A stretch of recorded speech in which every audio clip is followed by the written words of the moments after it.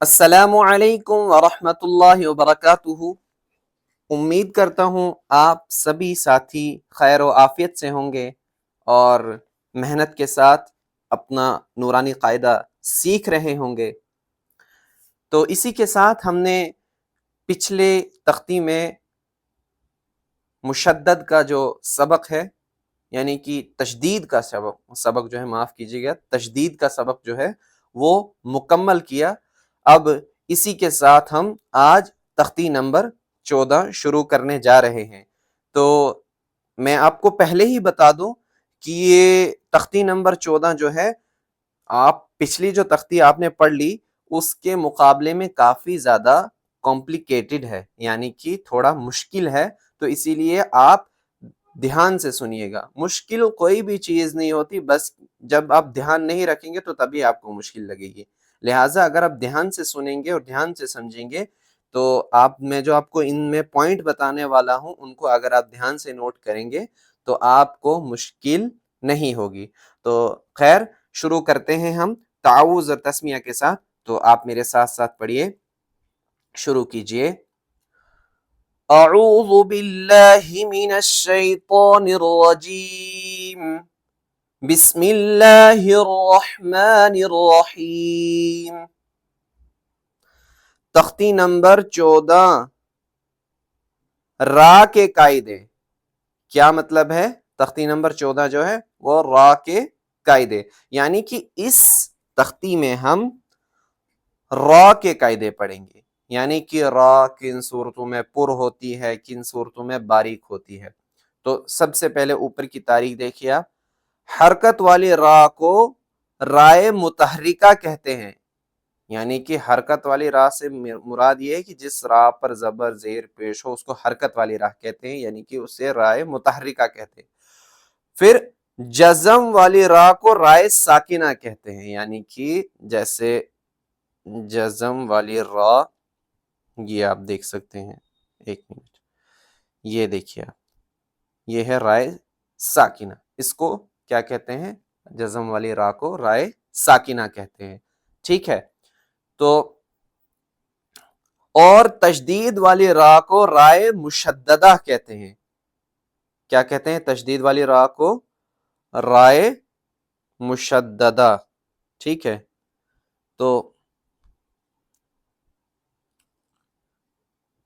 اب رائے مشددہ میں آپ کو دکھا دوں کہ یہ دیکھیے آپ، یہ جو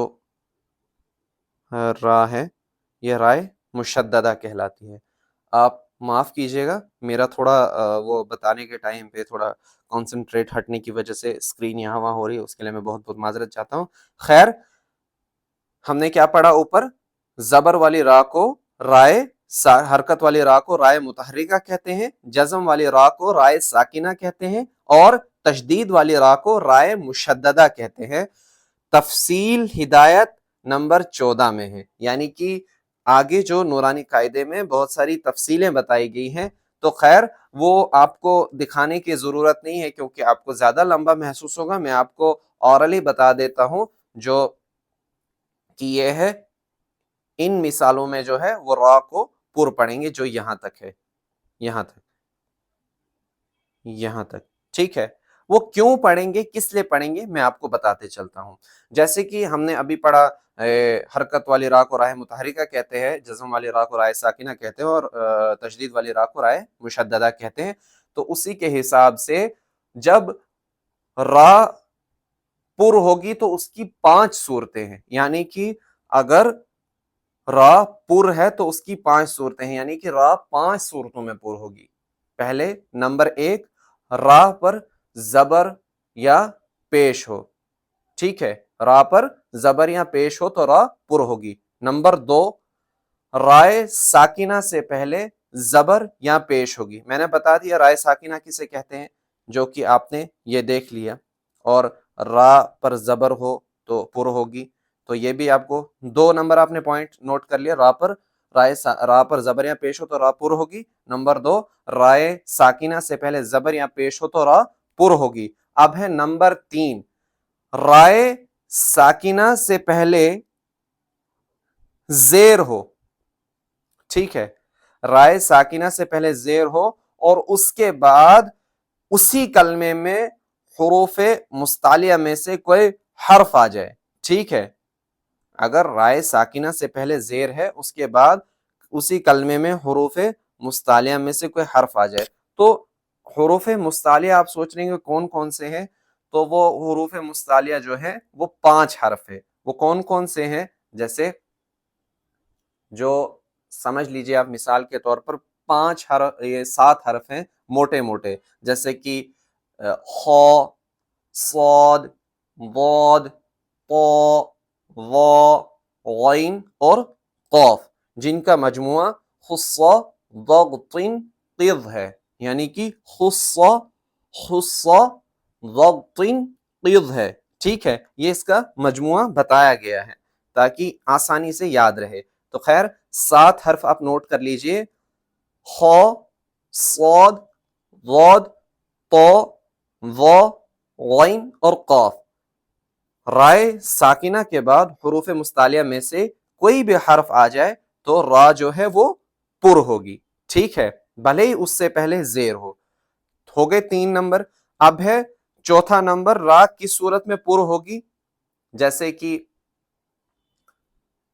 رائے ساکنہ سے پہلے زیر عارضی ہو، ٹھیک ہے، جیسے کہ یہاں پہ ہے قرآن میں آپ کو رائے ساکنہ سے پہلے زیر عارضی خالی ارجعی لفظ میں ہی ملے گی، ٹھیک ہے، اس کے علاوہ رائے ساکنہ سے پہلے زیر ہو لیکن دوسرے کلمے میں ہو، جیسے کہ آپ یہاں دیکھ رہے ہوں گے کہ آمیور تابو میں میم کے نیچے زیر ہے لیکن بیچ میں الف آ گیا اور را جو ہے وہ دوسرے کلمے میں ہے، ٹھیک ہے، ویسے ہی آپ یہاں دیکھ رہے ہوں گے رب ارجعونی میں یہ را کے سے پہلے زیر ہے لیکن وہ ربی کے ساتھ میں ہے، تو یہ جو ہے وہ دوسرے کلمے میں آ رہی ہے، تو اسی لیے یہ جو را ہے وہ پر ہوگی، ٹھیک ہو گئے 4 نمبر۔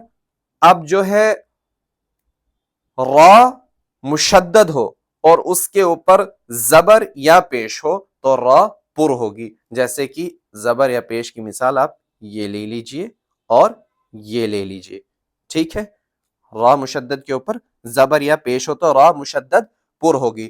یہ برابر 5 صورتیں میں نے آپ کو دہرا دی ہیں، ٹھیک ہے، تو چلیے اب شروع کرتے ہیں کس طرح سے پڑھنا ہے۔ جیسے الحمدللہ ہجہ تو آپ کو بتا دیا گیا کس طرح سے پڑھنا ہے، لیکن پھر بھی میں 1-2 حرف کا ہجہ بتاتا ہوں، باقی آپ پڑھتے جائیے ویسے ہی، جیسے کہ را با زبر رب، با زبر با، رب، نون الف زبر نا، ربنا، رؤوف، رؤوف، ربما، را دال پیش رد، دال واو پیش دو، ردو، ہا الف زبر ہا، ردوها، ارسلنا،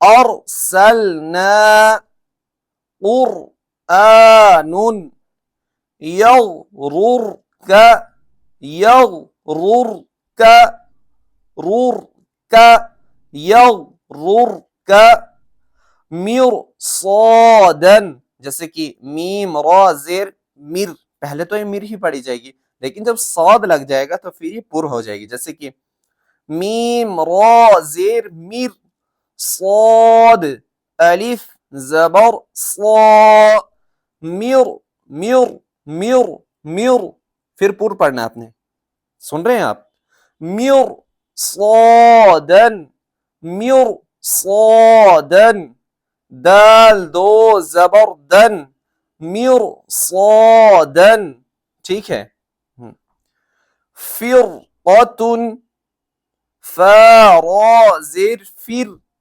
قاف زبر قا، فر قا، فر قا، فر، فر، فر قا، تا دو پیش تن، فرقتن، قرطاس، ارجعی، مرتاب، ٹھیک ہے. رب ارجعونی، جیسے کہ آپ الف نہیں پڑھیں گے بلکہ با کے بعد سیدھا را سے ملائیں گے اس کو، با را زیر بر. ٹھیک ہے. رب ارجعونی ففروا مرتن، ففروا مرتن.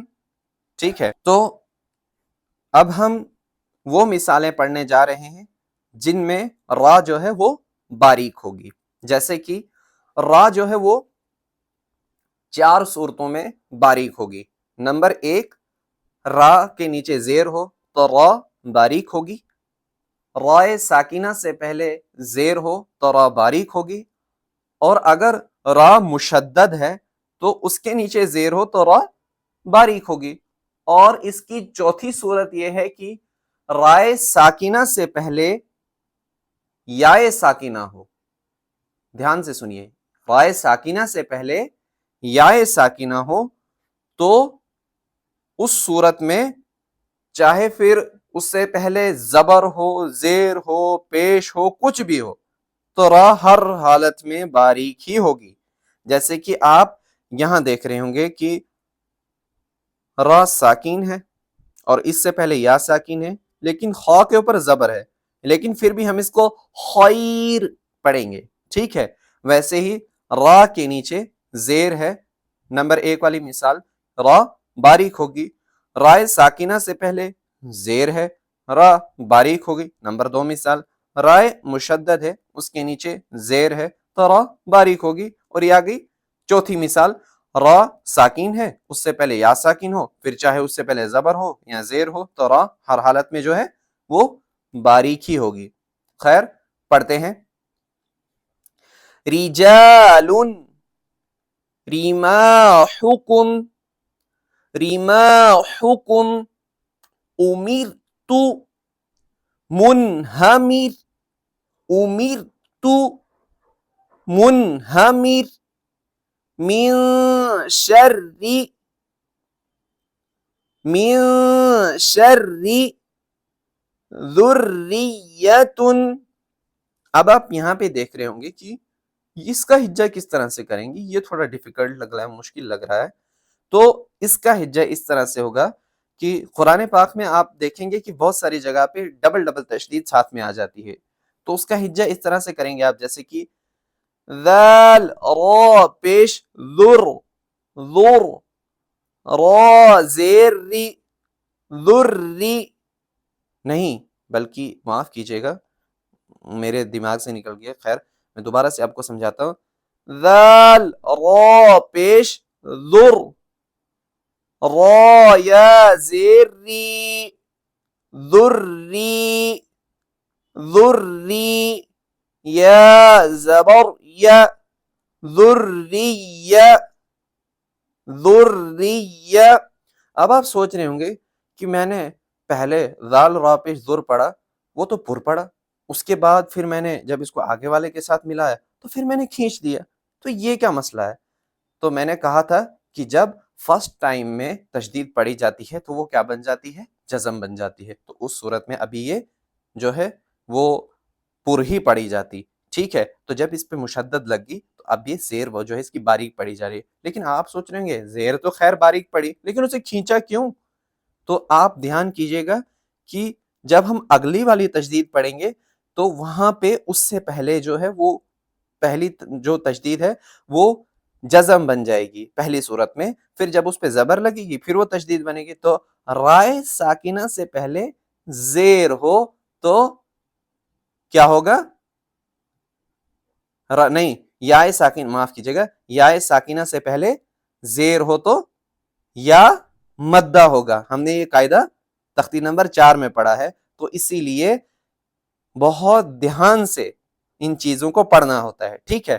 تو پڑھیے، ذال را پیش ذر، را یا زیر ری، ذری، یا زبر یا، ذری، تا دو پیش تن، ذریتن، دری، خیر، خبیر، قدیر. ٹھیک ہے, اسی کے ساتھ جو ہے آپ کی تختی نمبر 14 جو ہے وہ مکمل ہو گئی. تو امید ہے آپ نے غور سے سنا ہوگا, سمجھا ہوگا. تو ملتے ہیں اگلی ویڈیو میں. تب تک کے لیے اگر آپ کے پاس نورانی قاعدہ موجود نہیں ہے تو آپ نورانی قاعدے کی PDF جو ہے ہمارے ٹیلی گرام چینل سے ڈاؤن لوڈ کر سکتے ہیں. اور اگر آپ کو ہمارا کام جو ہے اچھا لگتا ہے اور آپ ہمیں سپورٹ کرنا چاہتے ہیں تو ہمارا گوگل پے نمبر اور UPI ID بھی ڈسکرپشن میں موجود ہے, آپ وہاں سے ہمارا سپورٹ کر سکتے ہیں. تو اسی کے ساتھ اس تختی کو دھیان سے سنیے, بار بار سنیے. اگر جہاں سمجھ نہیں آتی ہے وہاں پہ پاز کر کے پھر اسے سنیے, ریوائنڈ کر کر کے, تو اور مشق کیجیے. تو ملتے ہیں اگلی ویڈیو میں, تب تک کے لیے خدا حافظ. وعلیکم السلام ورحمۃ اللہ وبرکاتہ.